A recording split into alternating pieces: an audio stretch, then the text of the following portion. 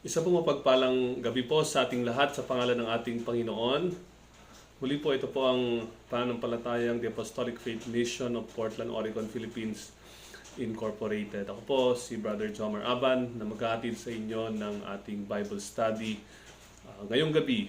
At ang pamagat po ng ating aralin ay isang panawagan na purihin ang Diyos. Ang atin pong memory verse ay nasa Psalm 92:1. Ang sabi po dito, "It is a good thing to give thanks unto the Lord and to sing praises unto thy name, O Most High." Isang mabuting bagay ang magpapasalamat sa Panginoon at umawit ng mga pagpuri sa iyong pangalan o kataas-taasan.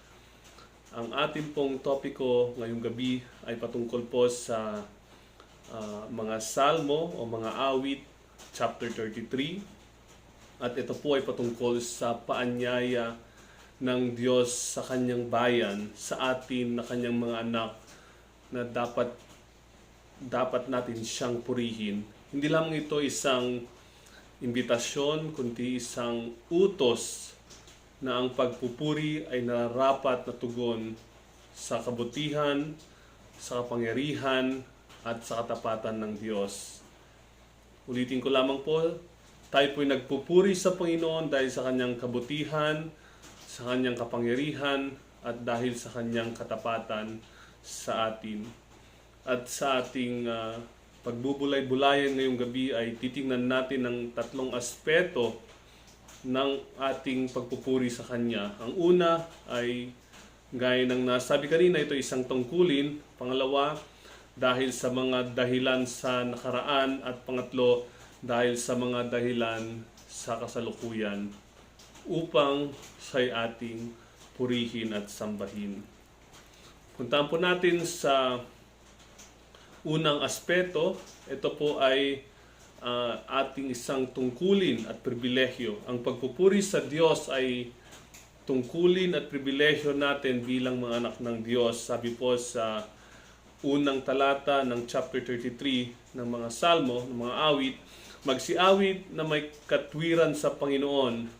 Ang pagpuri ay maganda sa matuwid." Ang pagpupuri po ay hindi lamang isang bagay na ginagawa natin tuwing linggo. Ito ay isang tungkulin ng bawat matuwid at niligtas ng ating Diyos at sa ating mga nananalig sa Kanya. Ibig pong sabihin ay sa araw-araw naway masambit natin ang pinakamataas na papuri at pagpapasalamat sa ating Panginoon. Ngunit higit pa rito, ito po ay isang pribilehyo sapagkat tayo'y binigyan ng Diyos ng pagkakataong makalapit sa Kanya at sambahin siya. Alam po ba natin na sa lumang tipan, sa nakaraan, ang mga hentil po ay hindi makalapit sa Diyos. Gaya sabi ni Pablo, tayo po ay malayo sa presensya ng Diyos. At ang nabigyan lamang ng pribilehyo ay ang mga Hudyo na lumapit. At kung papansinin po natin, ang mga pari lamang po nakakalapit, and the high priest is the only one who can enter into the Holy of Holies. At ang mga hentil ay doon po sa pinakamalayong lugar ang kanilang kinalalagyan at hindi sila makalapit upang purihin ang ating Panginoon. Ngunit salamat sa ginawa ng ating Panginoong Hesus Kristo na ang tabing po ay napunit, nahati sa dalawa, na nung namatay ang ating Panginoong Hesus Kristo, ay binuksan ng Diyos ang pagkakataon para sa lahat at lalo't higit sa ating mga hentil na makalapit doon sa dako ng kanyang presensya. Kaya napakalaking pribilehyo po sa ating mga hentil na wag po nating sayangin ang bawat pagkakataon at pribilehyo na lumapit sa Diyos, because this is a once-in-a-lifetime opportunity that is done because of what Christ did on the cross. He gave Himself for us, para tayo na dating napakalayo sa Diyos ay ngayon ay pwede nang lumapit at sambahin siya at idulog ang ating makahilingan at magpuri sa Kanya, magpasalamat na tayo Kanyang niligtas at tayo din naman ay magpasalamat sa lahat ng mga bagay na Kanyang pinagkakaloob sa atin. Ang pagpupuri po ay nagpapakita ng ating pagsunod at pagkilala sa kanyang kadakilaan. At sa pamagitan ng awitin at instrumento, gaya ng sabi sa pangalawa at pangatlong talata, pinahahayag natin ang ating puso sa Diyos. Ibig kong sabihin ay dahil sa ating lubos na kagalakan, ay ating inaawitan ng ating Panginoon bilang ating pagpupuri sa Kanya. At ang pagsamba ay hindi lamang sa labi, kundi sa katapatan ng puso. Sabi ng ating Panginoong Hesukristo na may mga tao na siya ay pinupuri sa kanilang bibig, pero ang mga taong ito ay malayo sa Kanya. Ngunit sa atin, kapag tayo tuwing niligtas ng Diyos, ay nandun na ang ating pagpupuri ay mula sa kaibuturan ng ating puso, dahil tunay na nadama natin ang pag-ibig ng Diyos, ang Kanyang kaligtasan, at pinupuri natin siya na lagi siyang gumagabay sa atin sa lahat ng ating ginagawa at sa lahat ng ating mga hakbangin na hindi tayo iniiwan ng ating Panginoon. Kaya patuloy at lubos-lubos ang ating pagpupuri sa Kanyang dakilang pangalan.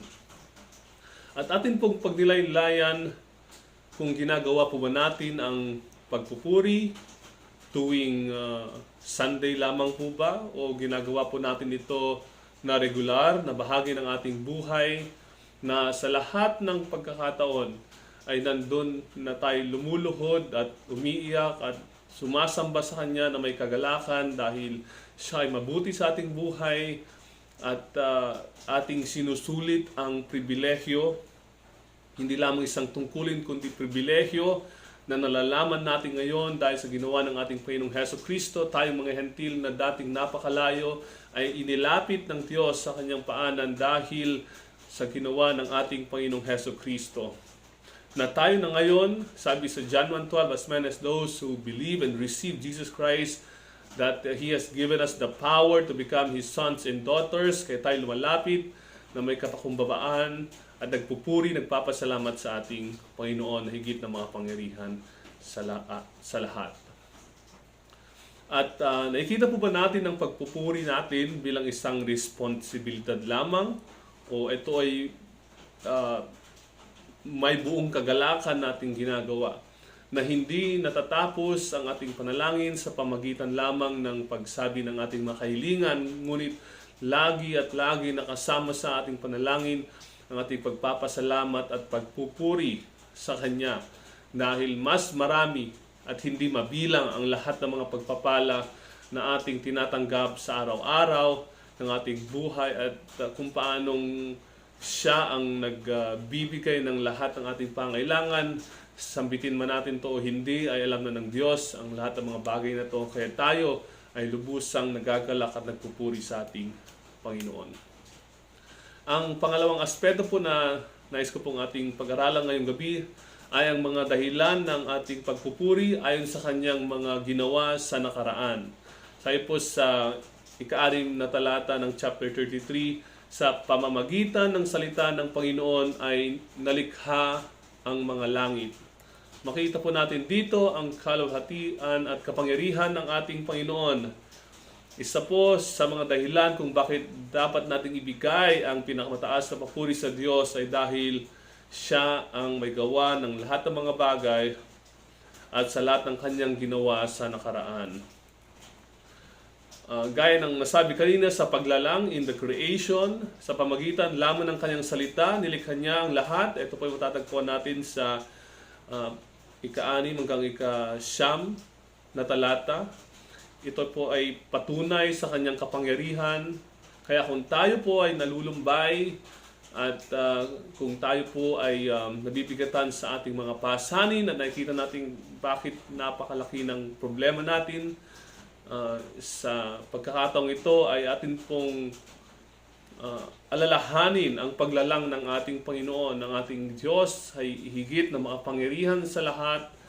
At kung itataas po natin ang ating pagtingin sa kalawakan, makikita po natin ang napakaraming mga bituin, at ang lahat ng mga bagay na to ay nilalang ng ating Panginoon, nagpapatunay na siya ay mas higit pa sa pinakamataas na bituin, at mas higit pa siya sa anumang uri ng mga bagay na Kanyang nilalang. Dahil siya ang mangnilikha, siya ay higit ng makapangyarihan sa lahat at siyang may hawak sa lahat ng mga bagay sa kanyang kamay. Ibig pong sabihin, kapag maipapaalala po sa atin na ang ating Diyos ay higit na makapangyarihan sa lahat, ay maalala natin na ang ating problema ay napakaliit lamang kumpara sa kapangyarihan ng ating Diyos. Kaya mainam mga kapatid na alalahanin natin na ang ating Diyos ang Creator. He is the Creator of all things, and He holds every particle in the universe in the palms of His hand. There's nothing too hard. Walang mahirap na bagay sa ating Panginoon. At sabi naman sa ika-10, verse 10 and 11, siya ay may kapangyarihan laban sa mga bansa. Wala ni isang plano ng tao o bansa ang maaring tumalo sa layunin ng Diyos. Alalahanan po natin, ang sabi ni Pablo, if God is with us, who can be against us? Papatunay po na gaano man karami ang laban sa atin kapag nasa ating panig ang ating Panginoon, na hindi po tayo matatalo kailanman, because Jesus Christ is the strong foundation, is the solid rock, and Jesus Christ is far above all principalities and power and might and dominion and every name that is named in this world and that which is to come. May kapangyarihan ang Panginoon laban sa mga bansa o laban sa mga tao. At sabi nga mismo ni Nebuchadnezzar sa aklat ni Daniel na kahit na ang lahat ng mga tao sa sanglibutan ay magsama-sama laban sa Panginoon, they are like grasshoppers. Ibig pong sabihin ay walang kapangyarihan kahit magsama-sama ang lahat ng mga tao sa mundo, kahit ang mga pinakamakapangyarihan at anong paman ang bagay na invensyon ng tao, walang-wala ito sa kapangyarihan ng ating Panginoon. At sa pangatlo, sabi sa verse 12, dapat natin siyang purihin dahil sa kanyang ginawa sa nakaraan, sa kanyang pagtawag sa Israel. Pinili ng Diyos ang isang bansa upang maging kanyang bayan, ang bayan ng Israel. At sa pamagitan nito, nagpakita siya ng kanyang tipan. At tayo din po ay nasama sa pagpapalang ito dahil sa ginawa ng ating Panginoong Jesucristo. Extension po sa pagtawag ng Israel ng ating Panginoong Jesucristo ay namatay sa krus ng Kalbaryo. Sabi sa John 3:16, for God so loved the world that He gave His only begotten Son, that whosoever believes in Him will no longer perish, but will have eternal life. Kasama po tayo doon sa tinawag at pinili ng ating Diyos bilang kanyang bayan sa bagong tipan. Dahil sa ginawa ng ating Panginoong Jesucristo, ay tayo din namang mga hentil ay pinili ng Diyos at tinawag niya upang kanyang maging mga anak. Napakalaking pribilehyo at mapaalala sa atin ang ginawa niya sa nakaraan, ang pagtawag sa kanyang bayan, at nakasama po tayo doon sa bagong tipan. At dapat lamang na tayo magpuri at magpasalamat dahil bagamat hindi po tayo karapat-dapat, dahil tayong lahat ay nagkasala at hindi nakaabot sa kaluwalhatian ng ating Panginoon, at ang kabayaran ng kasalanan ay kamatayan, ngunit may biyaya ang ating Panginoon. Ito ay buhay na walang hanggan sa pamagitan ng ating Panginoong Jesucristo. Napakalaking pribilehyo na tayo tawagin din naman ng ating Panginoon bilang mga anak niya. Kaya isama po natin to sa dahilan kung bakit dapat natin purihin ng Panginoon dahil sa ginawa niya sa nakaraan. Pag nilay-nilayan po natin at alalahanin po natin ang mga dakilang bagay na ginawa ng Panginoon sa ating nakaraan at sa kasaysayan ng kanyang bayan.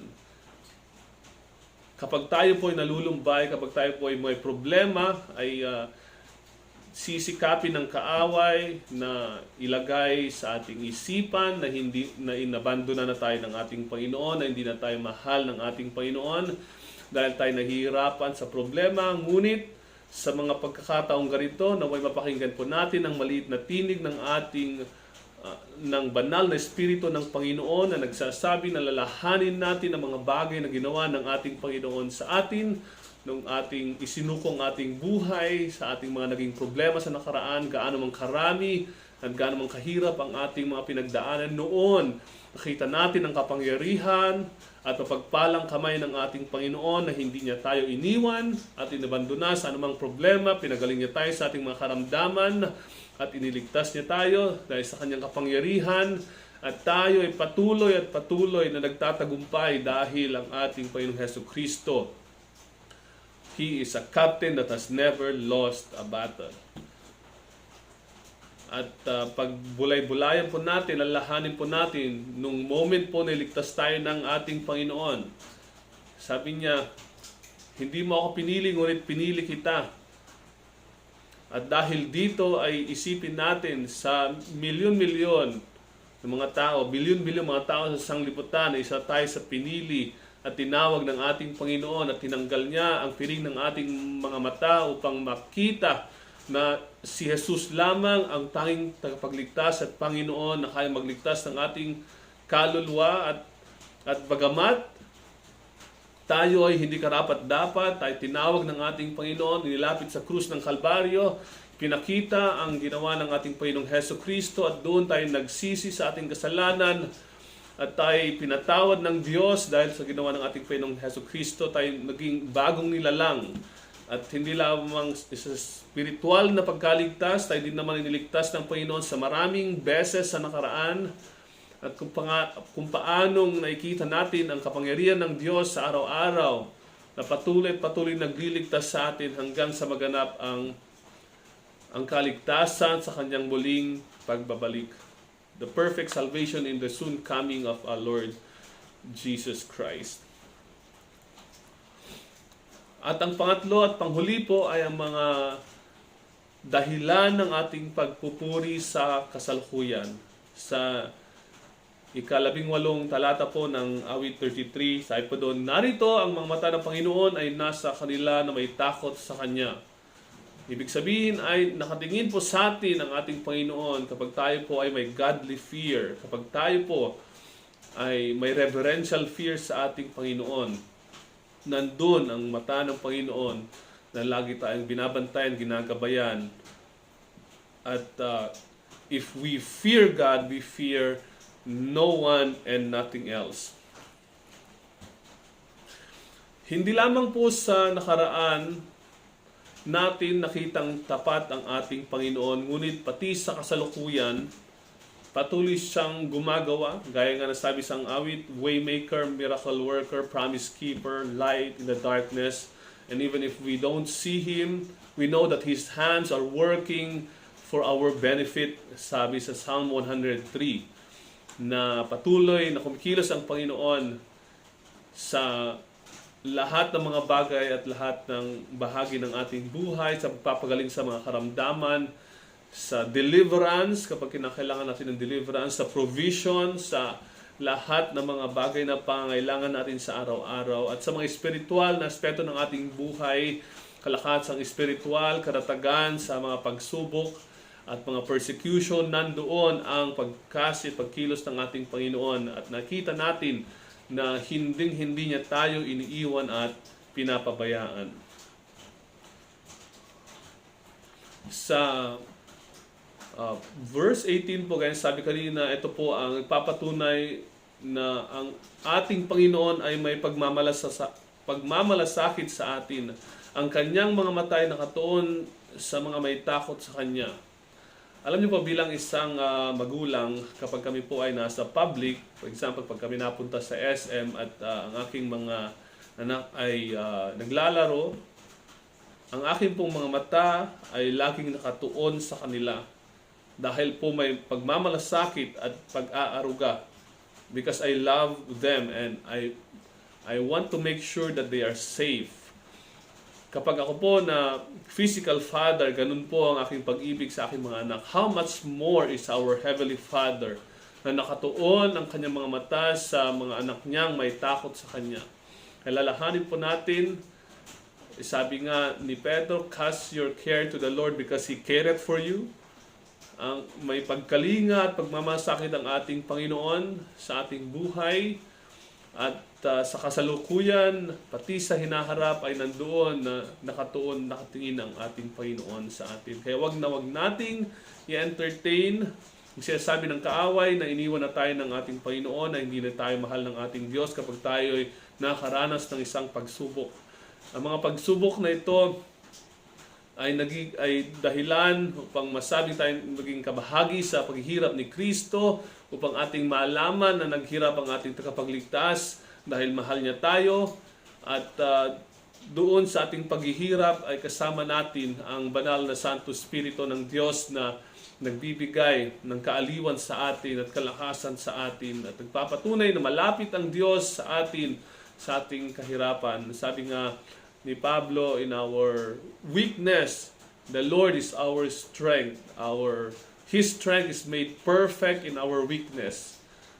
Makikita natin ang kapangyarihan ng Diyos sa ating mga kahirapan, kaya wag po tayong manlulumo at wag tayong bibitaw dahil kasama natin ng Diyos. Even in the darkest moments in our life, kasama po natin ang ating Panginoon. At sa verse 19, makita po natin dito ang example po ng pagtubos at pagsagip. Nililigtas niya tayo sa kamatayan at sa gutom.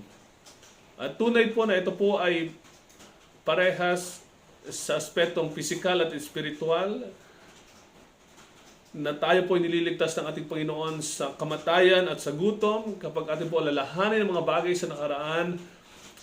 At pati sa kasalukuyan ay ang Panginoon po ang may hawak sa ating buhay, at siya po ang may alam ng ating hinaharap. Kaya ibig pong sabihin ay hindi po tayo bibitawan ng Panginoon sa anumang mga bagay na plano ng kaaway. No weapons formed against us shall ever prosper, sabi nga sa salita ng ating Panginoon. At pati sa kagutumang pisikal, di ba? He provides our needs. Sabi nga sa Mateo na ang ating Panginoon, siya mismo nagsabi na wag nating alalahanin ang ating kakanin, dahil kung ang mga ibon sa ipapawid ay pinapakain ng Ama sa langit, gaano pa kaya tayo na kanyang mga anak? Kayo na maliit ang pananampalataya, sabi ng ating Panginoong Jesucristo. And even more so in terms of spiritual need, spiritual death, we have been saved by grace through faith. Dahil sa biyaya ng ating Panginoon, sa ginawa ng ating Panginoong Jesucristo, ay niligtas niya tayo mula sa lusak ng kamatayan at impyerno, at tayo ginawa niyang bagong nilalang, binihisan, at inilagay niya ang ating pangalan sa aklat ng buhay, at yung kagutumang espiritual ay kanyang pinagkakaloob ang kabusugan sa atin at pagpapalang espiritual dahil sa kanyang mga salita. A man shall not live with bread alone, but by every word that proceeded out of the mouth of God. At ang lahat ng mga bagay na ito ay provision ng ating Panginoon upang tayo matubos at masagip at patuloy na nagtatagumpay habang lumalakad tayo temporarily dito sa mundo. Ay nandoon ang provision ng Panginoon, dahil sabi niya, He who started a good work in you will surely finish it. He is the author and the finisher of our faith. Kaya patuloy po tayo magpalakasan at siguraduhin po natin na hindi po tayo bibitaw sa pangako ng Panginoon, dahil sinabi niya na siya na nagpasimula ng pananampalataya. Meron ka ngayon, kapatid, siya ang kasama mo upang may pagpatuloy mo ang pananampalataya yan hanggang sa araw na tayo po'y kunin ng Panginoon, o hanggang sa araw na siya ay bumalik. At ang pag-asa at kagalakan sa talata 20 hanggang 22, sa Kanya lamang matatagpuan ang tunay na kagalakan at pag-asa. He is the living hope. He is the eternal joy. Ang kagalakang hindi masayod ay matatagpuan natin sa ating Panginoong Jesucristo. Kaya ito po mga bagay na dapat natin pagpasalamat sa ating Panginoon, na siya ang ating tunay na kagalakan. Alam niyo po, sa mundo natin ginagalawan ngayon, bagamat marami po ang mga physical na treasures na magbibigay ng pansamantalang kasiyahan sa tao at lahat ng mga kalayawan ng tao. This happiness is temporary, and then a lot of people, marami po mga tao ngayon ang nalulugmok sa depression and hopelessness at maraming bumabagabag sa kanila. At tayo na nakakilala sa ating Panginoong Hesukristo, bagamat kaunti lamang ang ating kayamanan at bagamat ang maaring ang ilan sa atin ay may karamdaman ay nandun na may kasiyahan tayong hindi masayod at dapat ipagpasalamat natin sa Panginoon dahil araw-araw provision ng Panginoon na sa kasalukuyan at sa araw-araw ay nandun na tayo ay kanyang pinagpapala, tayo lagi niyang nilalagyan ng kagalakan sa ating puso upang maging sapat at sapat ang biyaya na kanyang kaloob, upang sa araw-araw ay merong tayong kakanin sa ating hapagkainan at sa araw-araw ay nandoon na may kasiyahan tayong hindi maibigay ng anuman sa sanglibutan dahil ang kasiyang ito ay nasa kaibuturan ng ating puso na tayong ating Panginoong Hesukristo lamang ang makapagbibigay. At dahil dito ay mayroon tayong pag-asang buhay, a living hope.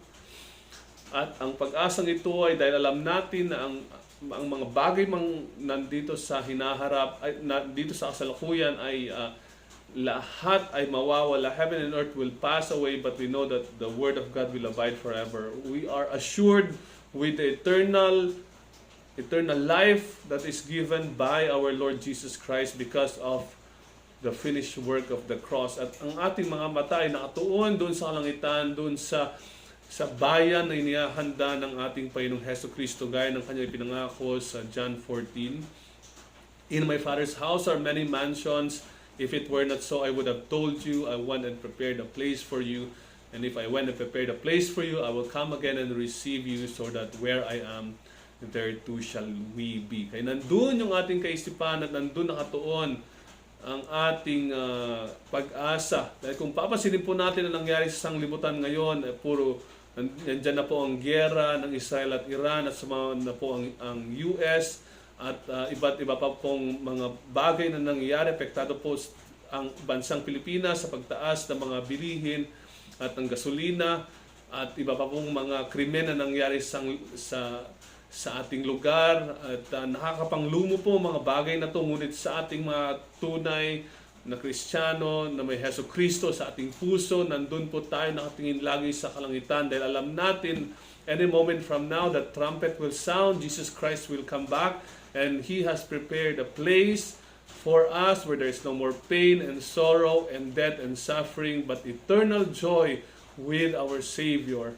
Lagi nating isipin mga kapatid na tunay at totoo ang mga pangakong ito at ang mga pangakong ito ay magaganap sangayon sa kalooban at sa salita ng ating Panginoon. Sa atin pong pagninilay-nilay sa pangatlong aspetong ito sa gitna ng hamon at kaguluhan na ating naranasan sa sanglibutan, nariyan ang Diyos na gumagabay at nagbibigay ng pag-asa. Kaya tubingin po tayo sa pag-asang ito at dito po natin hugutin ang ating kalakasan sa araw-araw na isipin po natin ang ating pong mga kahirapan ay temporal lang. Ang ating mga persecution at ang mga bagay na nagbibigay ng kahirapan sa atin, all of these things will come to pass, but there is eternal life na wala ng sakit, karamdaman, wala ng kamatayan, wala ng kahirapan kasama ang ating Panginoong Hesukristo at doon pupunasin niya ang lahat ng luha sa ating mga mata at doon magiging bago ang lahat at hindi mo na maaalala pa kapatid ang lahat ng naging kahirapan mo dito sa lupa. Kaya kapag tayo po ay nahihirapan, tinatawagan po tayo ng Panginoon. The Lord is calling us to kneel down and call upon His name and give thanks to Him. Praise Him. Magpuri tayo sa Kanya. It's a privilege, it's an honor. Hindi lamang po tungkulin, it's a privilege to worship the King of Kings and the Lord of Lords na tayong malayo noon ay napakalapit na sa Kanyang biyaya dahil sa ginawa ng ating Panginoong Hesukristo. Kaya sulitin po natin ang pagkakataon every day of our life hanggang sa muling bumalik ang ating Panginoon. Ganyan po ang buhay Kristiyanong matagumpay ay ang Kristiyanong laging nakaluhod at nanalangin at hindi bumibitaw sa pangako ng ating Panginoon. Lagi po nating pagnilayan ng kanyang mga salita at lagi po nating alalahanin na ang lahat ng kanyang isinulat ay magaganap sang-ayon sa kanyang kalooban. Kaya mga kapatid, bilang panghuli ay pinapaalala po muli ng Panginoon sa atin that He is worthy of all glory, of all honor and praise. Marapat lamang po na tayo magpuri sa Kanya hanggang sa ating huling hininga.